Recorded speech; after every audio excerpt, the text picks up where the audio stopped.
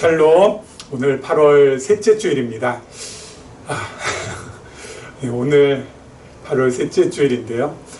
이번 여름은 유독 이 폭염에 우리가 참 가장 많이 시달리고 그리고 또 많이 참 이렇게 힘겨워하는 것 같습니다. 이 밤에도 온도가 식지 않는 그 열대야, 이 열대야의 그 시간이 아마 백 몇 년 만에 처음이라고 합니다. 아무튼 여러분들 이 뜨거운 이 여름 속에서도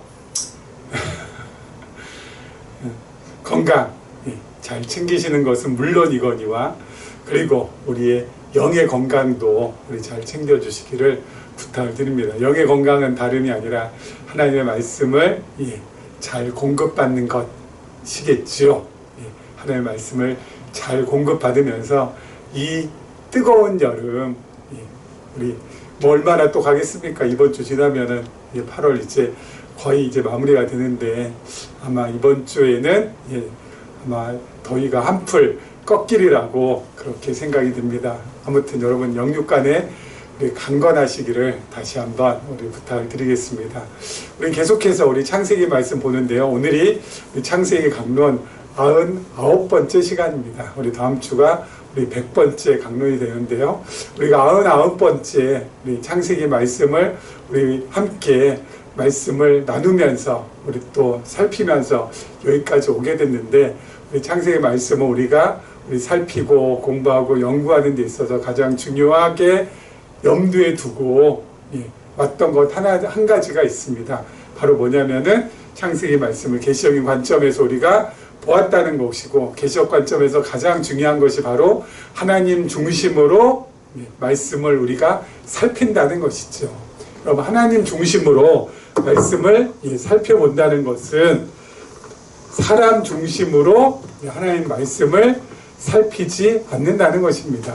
다시 말씀드려서 하나님 중심으로 말씀을 공부하고 연구한다는 것은 사람 중심으로는 보지 않는다는 것입니다. 그러면 사람 중심으로 보지 않는 것은 어떤 것일까요? 크게 세 가지입니다.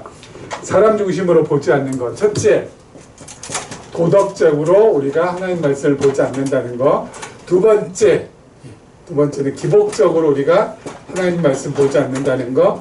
세 번째, 신비적으로 우리가 하나님 말씀 보지 않는다라는 것입니다. 이게 바로 사람 중심으로 하나님 말씀을 우리는 안 보겠다. 그래서 우리는 도덕적으로도 기복적으로도 신비적으로도 하나님 말씀 안 보겠다라는 뜻입니다. 오직 하나님 중심으로만. 여러분 도덕적으로 우리 하나님 말씀 보지 않는다는 것은 다른 것이 아니라 도덕이라는 게 뭡니까? 길도자의 덕덕 아닙니까? 사람 스스로의 힘으로 올바른 길을 찾고 사람 스스로의 능력으로 덕을 쌓을 수 있다라는 것. 그래서 스스로의 힘으로 올바른 길을 찾고 스스로의 능력으로 덕을 쌓아서 그야말로 완전한 사회를 이룰 수 있다라는 것. 이게 바로 도덕입니다. 그래서 이 도덕은 주로 어떤 것을 많이 강조하죠? 첫째는 명령이나 두 번째는 규범으로 도덕이 명령이나 규범을 가지고 도덕을 행하게끔 합니다. 그래서 이 도덕적인 이상향을 만들기 위하여서. 그런데 늘 말씀드리는 것처럼 여러분 해라 하지 마라, 해야 된다 하지 않아야 된다라는 명령이나 규범을 통하여서 뭐예요? 올바른 길 만들어내고 그리고 덕을 쌓을 수만 있다면은 여러분 이거는 그야말로 두 팔 벌려 환영할 만한 일이죠. 그러나 우리는 스스로의 힘으로 올바른 길을 만들어내고 스스로의 능력으로 덕을 쌓을 수 없는 존재라는 것이 이게 참 안타까운 거죠. 성경에서는 의는 없나니 하나도 없다고 모두가 다 타락한 죄인이라고. 여러분 타락한 죄인은 스스로가 올바른 길을 만들어낼 수가 없는 것이고, 그리고 스스로가 덕을 쌓을 수 없는 존재라는 것입니다. 늘 말씀드리면 여러분, 우리가 타락이, 그렇죠? 여기가 빛과 어둠인데, 어둠에 속하여 있는 이 타락한 이 타락이, 그렇죠? 타락이 여기에서 뭐 얼마나 뭐 여기에서 발버둥 치고 뭘 한다고 하더라도 어때요? 어둠이에요, 어둠. 스스로 올바른 길을 찾아낼 수 없고 스스로가 덕을 쌓을 수 없다고요. 여러분, 중생한 사람도 마찬가지입니다. 우리 그 다음이 중생인데 바로 우리들이잖아요. 중생이는 빛, 어둠이 이렇게 걸쳐져 있잖아요.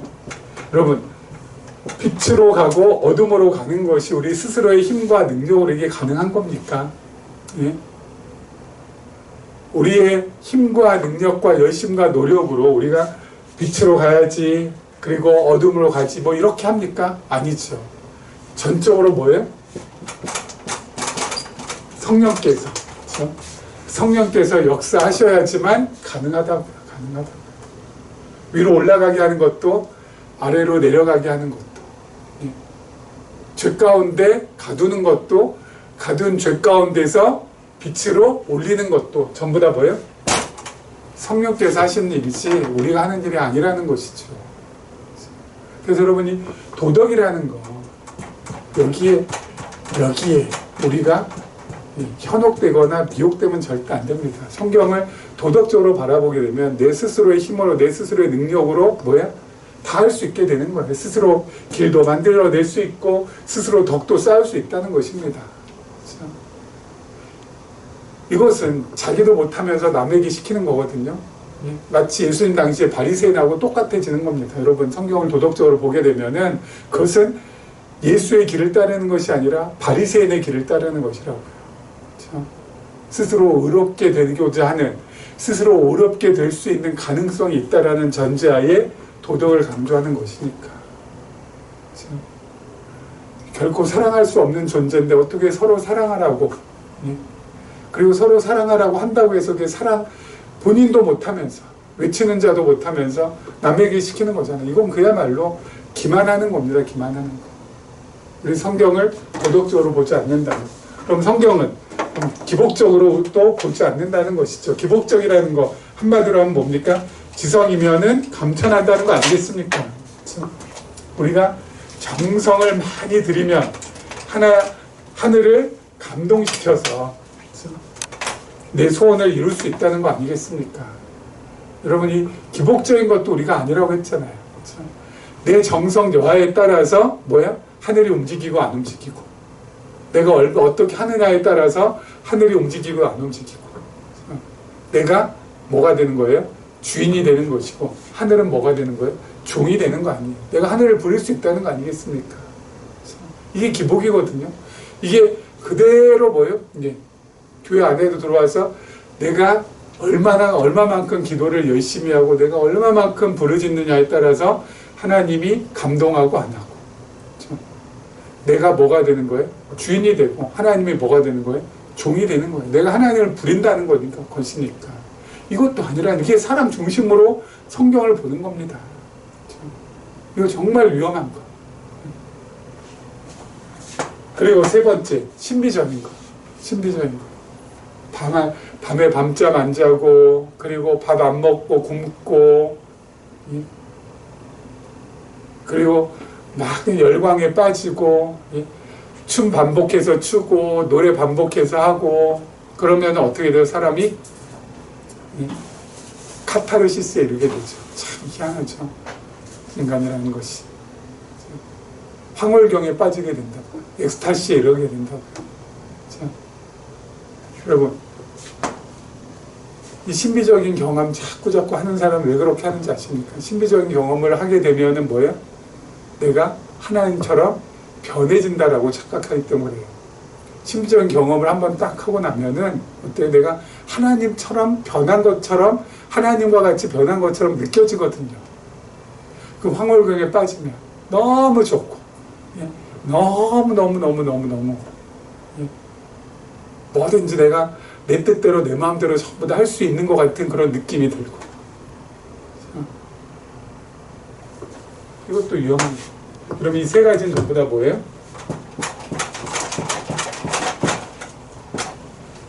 사람이 본의가 되는 인본이라고 제가 늘 말씀드렸습니다. 그래서 우리는 성경을 도덕 윤리적으로 봐서 이거 해야 됩니다, 저거 해야 됩니다, 여러분 이거 해라, 이거 꼭 하셔야 됩니다, 저거 꼭 하셔야 됩니다. 이렇게 우리가 성경 보지 않고요. 그리고 성경을 기복적으로 봐서 여러분 열심으로 기도해야지, 열심으로 충성해야지, 열심으로 여러분 열심을 내야지. 왜? 하나님께서 복을 주십니다도 안 하고. 그리고 여러분 누구처럼? 바울처럼 3층천에 올라갈 수 있습니다. 우리도 여러분 정말 하나님처럼 우리도 변화될 수 있습니다. 뭐 이런 이야기도 하지 않잖아요. 그렇죠?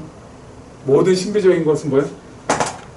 계시적인 관점에서 다 끊어버리잖아요. 그렇죠? 이게 아니지. 그럼 우리는 뭘로 본다고요? 하나님 중심으로. 그렇죠?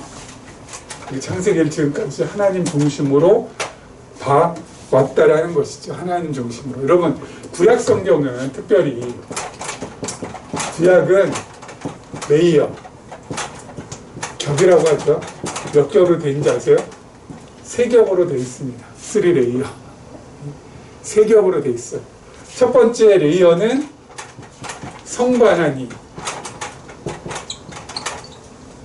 두 번째는 성자 하나님, 세 번째는 성령 하나님. 이렇게 되어 있어요. 구약 성경. 1겹, 2겹, 3겹. 그래서 구약 성경 제일 먼저 볼 때는 첫 번째 겹이 뭐예요? 성부 하나님이기 때문에 특별히 창세기에서 자신이 약속하신 언약하신 그 언약을 어떻게 이루시는지에 대해서 우리가 확인을 해야 되는 것이고, 두 번째는 우리 요셉 같은 경우에는 뭐예요?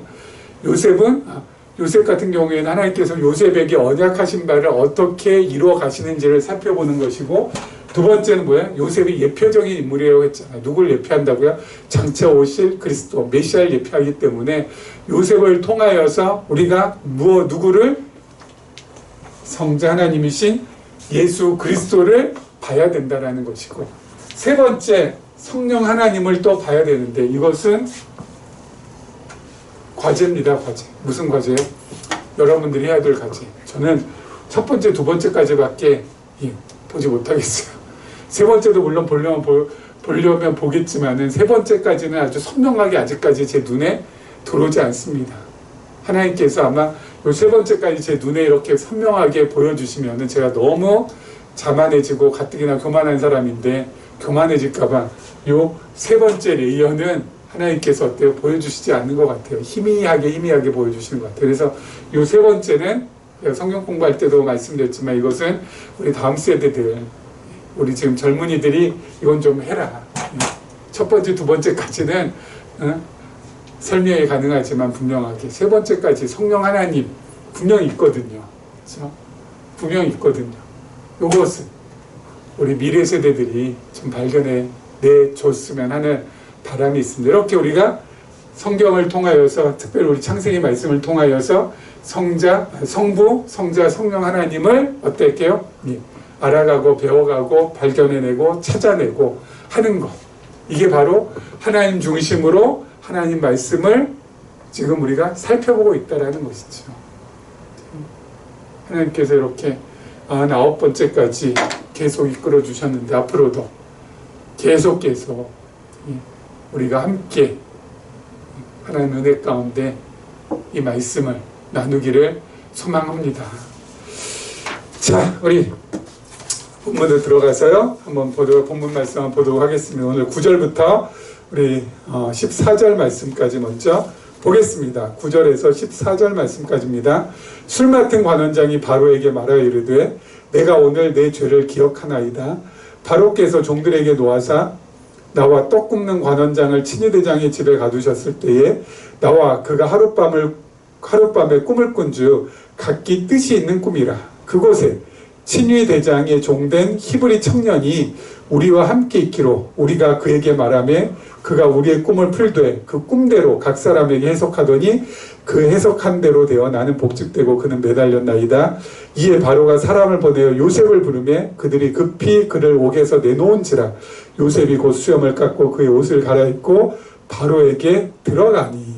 참, 요셉은 역사적인 인물이기도 하지만은 아까 말씀드린 대로 예표적인 인물이라고도 했습니다. 그렇죠? 예표적인 인물. 누구를 예표한다고요?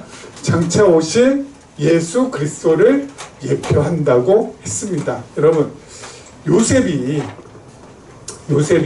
형들에게 은 20에 팔려서 노예로 이렇게 전락하지 않습니까? 그렇죠? 믿었던 형들인데 배신을 당하죠. 여러분, 예수님도 어때요? 믿었던 제자 가룟 유다에게 은 30에 팔려서. 여러분, 요셉이 뭐 형들한테 큰 죄를 지어서 형들이 팔았나요? 아니요. 죄진 거 없어요. 여러분, 예수님께서 가룟 유다에게 무슨 큰 죄를 지고 또 가룟 유다에게 크게 손해를 끼쳐가지고 가룟 유다가 은 30에 예수님 팔았나요? 그런 거 없어요. 요셉과 예수님, 예수 그리스도, 형들에게 은 20에, 은 30에 가룟 유다에 팔리죠. 그 다음에 팔린 요셉이 자기가 노예로 전락했지만은 그럼에도 불구하고 친위대장 보디발 집에서 최선을 다했습니다. 열심을 전부 다 했습니다. 하지만은 요셉에게 돌아온 건 뭐예요? 누명을 쓰고 감옥에 갇힌 거잖아요. 그렇죠. 요셉 감옥에 갇혔습니다. 누명을 쓰고 자기가 해봐야 자기가 죄짓지도 않은 것에 대한 누명을 그대로 쓰고 감옥에 갇혔어요. 예수님도 그렇잖아요. 예수님도 예수님이 누구를 때렸습니까? 누구 걸 훔쳤습니까? 누구를 죽이기나 했습니까? 하지만 예수님께서 뭐예요? 우리의 모든 죄를 뒤집어 쓰시고 그야말로 누명 쓰신 거죠. 누명 쓰신 거죠. 누명 쓰시고 십자가에 달리셨어요. 그래서 십자가에 달리신 후에 어떻게 되셨어요?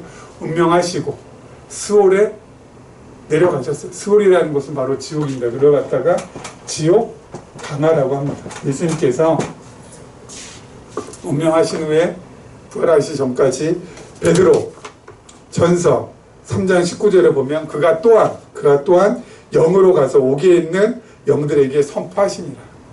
영으로 가서 옥에 있는 영들에게, 지옥에 있는 영들에게 선포하시니라. 지옥 강하라고 합니다. 예수님께서 지옥까지 내려가셨다고요. 아무런 죄 없는 요셉, 깊고 깊은 왕의 감옥에 갇히게 됐고요.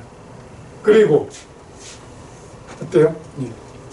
요셉은 2년 후에, 2년이 지난 다음, 오늘 말씀에 나오는데 술 맡은 관원장이 그제서야 기억이 나가지고 어떻게 해요? 요셉을 바로에게 추천을 하고 바로가 요셉을 꺼냅니다. 그래서 어때요? 감옥에서 드디어 해방됐죠. 예수님 죽으신 지 사흘 만에 뭐요? 부활하시죠. 그리고 요셉은, 그리고 그 다음에 이제 계속 나오겠지만 꿈을 갖다가 바로의 꿈을 해석해서 결국 요셉에게 바로가 뭐예요? 전권을 전부 다 위임합니다. 바로가 요셉에게 정권을 위임해서 요셉은 뭐가 돼요? 정권을 위임받은 총리가 됩니다. 예수님은 어때요? 부활 승천하셔서 하나님 우편에 앉아 계시면서 어떻게 하나님께서 정권을 예수님 자신의 아들에게 주신 명예서 예수님께서는 뭐가 되세요? 만왕의 왕이 되십니다. 여러분, 요셉은 예수 그리스도 장차 오실 메시아에 대한 그림자, 예표. 그렇죠? 그래서 여러분, 이게 여기가 구약이고 이게 신약이잖아요. 이게 구약, 그 신약. 이게 중요한 게 뭐냐면은 여러분, 진리가 되기 위해서는 하나님의 말씀 우리가 진리라고 하잖아요. 여러분, 이 진리가 되기 위하여서는 두 가지 조건이 있다고 제가 말씀드렸잖아요. 첫 번째가 뭡니까? 논리적인 통일성, 논리적인 일관성. 여러분, 앞뒤가 뒤죽박죽 돼서는 안 된다고요. 정말 숨이 일관되게 쫙 빠져나가야 된다고요. 근데 성경이 어때요? 계시적인 관점에서 하나님의 계시로 구약 성경부터 신약 성경, 창세기부터 계시록까지 계시적인 관점에서 하나의 일관된 흐름으로, 하나의 일관된 논리로 쫙 빠져나가잖아요. 논리적인 통일성, 예? 논리적 일관성. 이게 없으면은 진리가 될 수 없어요. 이랬다가 저랬다가 앞뒤 안 맞고 이게 진리가 될 수 없어요. 참이 될 수 없다고요. 그렇죠? 그리고 또 한 가지 중요한 게 두 번째가 이렇게 논리적인 일관성만 있는 게 아니라 어때요? 그 논리적인 일관성을 뒷받침해 줄 수 있는 근거가 필요하다고 했습니다. 근거가. 그래서 여러분 학위논문 쓸 때 제일 중요한 게 뭐냐면 주제 정하는 거. 주제 정하는 거. 그리고 그 주제에 잘 맞게 목차 정하는 게 학위 논문의 거의 50% 이상은 전 차지한다고 생각을 해요. 주제 정하고 그리고 나서 목차 정하고. 왜요? 논리적인 일관성을 잘 맞춰야 되기 때문에. 그 다음에 어때요? 열심히 이제 써야 되잖아요. 쓰면은 자기 말로, 자기 생각으로, 자기 사상으로만 쭉 쓰면 안 됩니다. 왜요? 그것을, 자기 주장을 뒷받침할 수 있는 근거가 있어야 돼요. 그래서 각주를 전부 다 달잖아요. 각주 달 때도 지금 내가 연구하고 있는 이 분야에서 최고의 권위자들의 책이나 논문들을 어때요? 다 끌어다가 내 주장에 대한 근거로 제시를 해야 됩니다. 그렇지 않겠어요? 나보다 수준이 낮은 사람이 쓴 책을 근거로 또 삼을 수는 없어요. 왜요? 나보다 권위 있는 사람의 주장을 근거로 삼아야지. 나보다 못한 사람의 주장을 근거로 삼는 것은 인정이 안 됩니다. 근거가 있어야 돼, 근거가. 구약은 신약은 구약을 서로 근거해 줍니다. 구약은 신약은 구약을 서로가 근거해 줘요. 뭘로? 요셉. 왜 이렇게 됐어? 주. 신약이 오실 예수 그리스도에 대한 근거가 되어주는 거죠. 예수 그리스도. 주 이렇게 됐어요. 이건 뭘 근거하는가? 구약에 있는 요셉이 근거해 주는 거잖아요. 서로가 어때요? 근거가 되는 거예요. 왜 그럴까요? 성경은 성경 이상의 권위 있는 책이 없습니다. 그래서 성경 같은 경우는 어때요? 스스로가 근거가 되어주는 거예요. 성경보다 더 권위 있는 책이 없으니까 자기 스스로가 자기 자신을 어때요? 근거를 해주는 거예요. 진짜 놀랍지 않나요? 그래서 성경은 세상에서 단 하나밖에 없는 책이라고 해서 제가 뭐라고 했습니까? 더 북이라고. 유일한 책이라고. 이런 책이 없다고. 이런 책이 없다고. 논리적인 일관성 1600여 년 동안 수십 명의 기자가 썼을지라도 논리적인 통일성과 일관성, 정말 숨이 일관된 철두철미한 그 살벌한 논리로 되어 있고, 그리고 뭐예요? 성경 그 이상의 권위 있는 책이 없기 때문에 가장 권위 있는 유일한 책인 성경은 자신을 자증해 주는 거예요. 근거가 되어 주는 거예요. 그래서 여러분, 세상에서 정말 수없이 많은 책들이 나와 있지만 우리가 이렇게 성경을 공부하고 있다는 거, 성경을 연구하고 있다는 거, 이건 진짜 너무너무 하나님께서 우리에게 큰 은혜를 베풀어 주신 결과고, 그리고 또 성경을 통하여서 이런 것을 우리가 찾아냈다라는 것은 이건 정말 기가 막히고 코가 막힌 하나님의 놀라운 선물이라는 거, 우리가 정말 잊어서는 안 된다라는 것이죠. 아니 어떻게 이래요? 이런 책이 세상에 어디 있어요? 이런 책이. 논리적인 치밀한 흐름, 그리고 구약이 신약을, 신약이 구약을. 그래서 여러분, 유대인들이 이제 좀 깨어나면은 어떻게 될지 모르겠지만 하나님께서 지금 귀를 가리고 지금 눈도 가리고 해가지고 지금 저렇게 지금 아주 그냥 망나니처럼 저렇게 지금 난리치고 있는데, 유대인들이 구약만 갖고 있잖아요. 구약만 갖고 있어서는 이게 진리가 되지 않는다니까요. 예? 근거가 없어요. 신약이 붙어야 뭐예요? 근거가 되는 거거든요. 예수 그리스도가 붙어야 뭐예요? 비로소 진리가 되는 건데. 저 구약만 가지고 있으니까 지금 저렇게 지금 망나니 칼춤을 지금 추고 있는 것이 아닌가라는 생각이 들기도 합니다. 아무튼 하나님께서 우리에게는 이 놀라운 은혜를 베풀어 주셔서 우리가 이렇게 성경을 정말 아름답고 멋지게 볼 수 있도록 만들어 주셨잖아요. 감사 또 감사. 이 더운 날에도 성경 말씀 보면서 감사.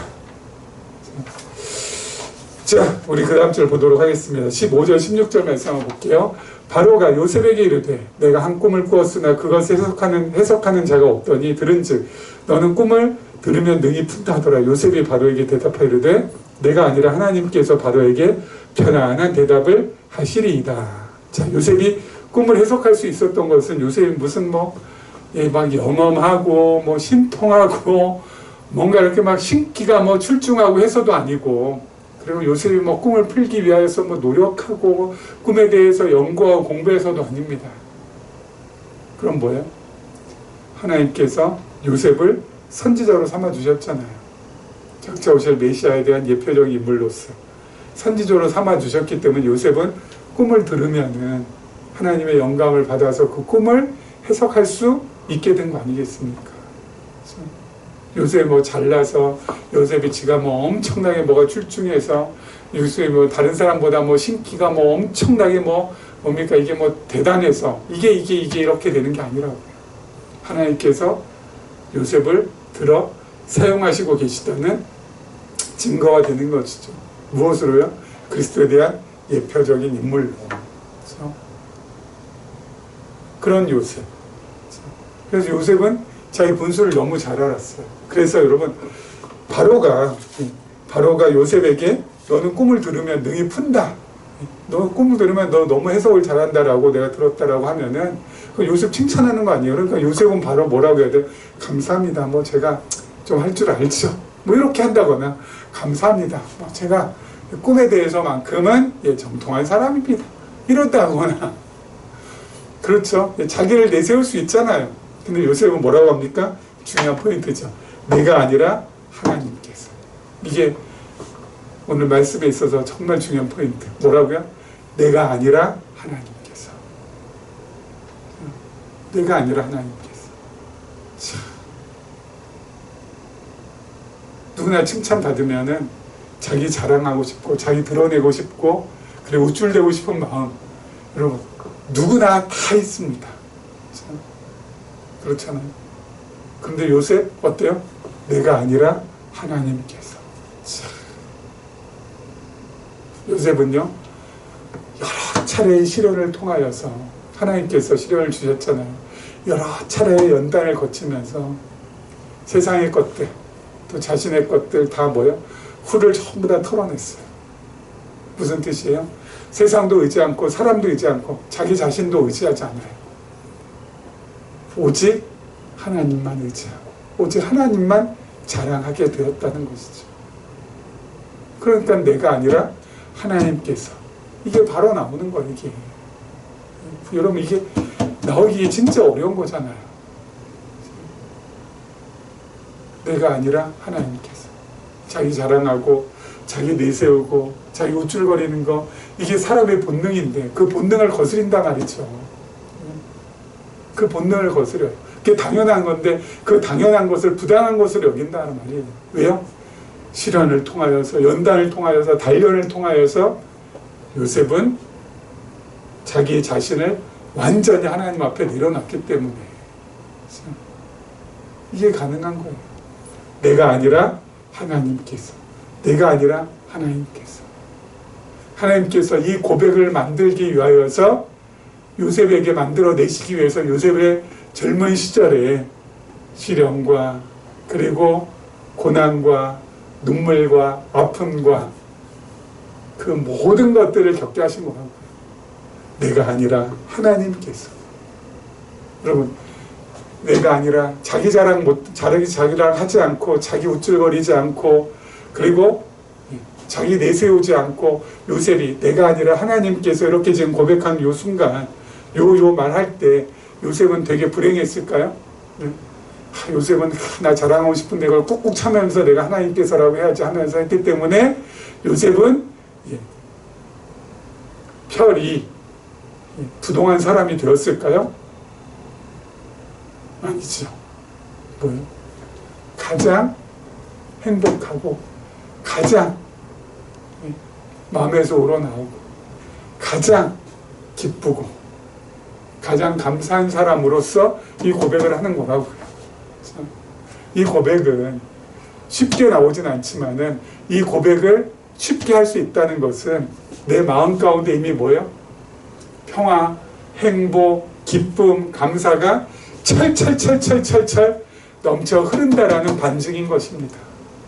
그래서 하나님께서 요셉에게 그렇게 모진 시련과 연단과 단련을 시켜주신 거라고요. 왜요? 요셉 마음을 완전히 뒤집어 엎어서 하나님께서 참으로 기뻐하시는 마음이 되게 하시기 위하여서. 그렇죠. 여러분, 요셉뿐만 아니라 하나님께서 우리도 이렇게 이끌어 가십니다. 내가 아니라 하나님께서 이 고백, 이 진실된 고백 나오기 위해서 내 마음을 어떻게 해야 돼요? 하나님께서 바꾸어 가시는 거예요. 무엇을 통하여서? 연단과 시련과 고난과 공고함을 통하여서 내가 아니라 하나님께서 이것만 정말 마음에서 우러나올 수 있다면 그것은 이미 내 마음은 뭐야? 세상 그 어떤 사람보다 행복한 사람이고 세상 그 어떤 평안보다도 하늘로부터 온 평안을 담고 있는 사람이고 세상 그 어떤 기쁨보다도 하나님께서 주신 기쁨을 누리고 있는 사람이라는 것이죠. 너무 멋있는 고백 아닙니까? 내가 아니라 하나님께서 바로에게 대답하십니다. 그러니 편안하게 들으시면 되겠습니다. 너무 멋지잖아요. 내가 아니라 하나님께서. 우리 다음 주면 이제 8월 마지막 주일입니다. 이 더위도 이제 마무리가 들어가겠죠. 그리고 선선한 가을이 우리에게 또 펼쳐지겠습니다. 이 계절의 변화를 보면 하나님께서 정말 정확하시구나. 하나님께서 그렇게 정확하시기 때문에 나도 반드시 하나님께서 정확하게 붙드시고 이끌어 가시겠구나. 하나님, 오늘도 내일도 나에게 놀라운 은혜, 예전에는 미처 몰랐던 그 큰 은혜를 더하여 주시길 원합니다. 내가 아니라 하나님께서라는 고백이 언제든지 내 입술을 통하여서 나올 수 있도록 하나님께서 나를 이끌어 가시길 원합니다. 라는 기도를 올려드리면서 8월 멋지게 보내시기를 주님의 이름으로 축원합니다.